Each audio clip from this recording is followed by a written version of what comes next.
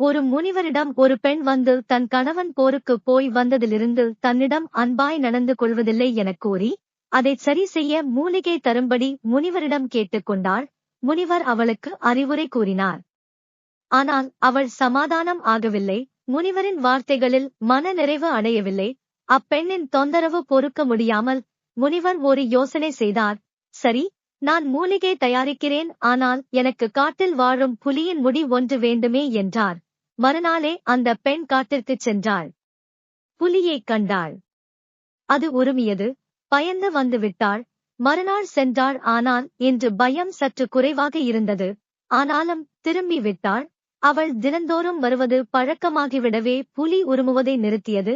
சில நாட்களில் அவள் புலியின் அருகிலேயே செல்லக்கூடிய அளவிற்கு பழக்கம் வந்துவிட்டது.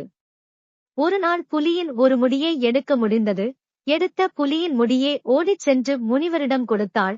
முனிவர் அதை வாங்கி பக்கத்தில் எரிந்து கொண்டிருந்த நெருப்பில் போட்டுவிட்டார். அதை பார்த்து அந்த பெண் மனம் குழம்பி நின்றாள். முனிவர் கூறினார், இனி உனக்கு மூலிகை தேவையில்லை. நீ புலியின் முடியை பிடுங்கும் அளவிற்கு அதன் அன்பை எப்படி பெற்றாய்? யோசித்துப் பார். ஒரு கொடூரமான விலங்கையே நீ உன் அன்புக்கு அடிமை ஆக்கிவிட்டாய். அப்படி இருக்கும்போது உன் கணவரிடம் பாசத்தைப் பெறுவது கடினமான காரியமா என்ன? முனிவரது பேச்சு அவளது மனக்கண்களைத் திறந்தது.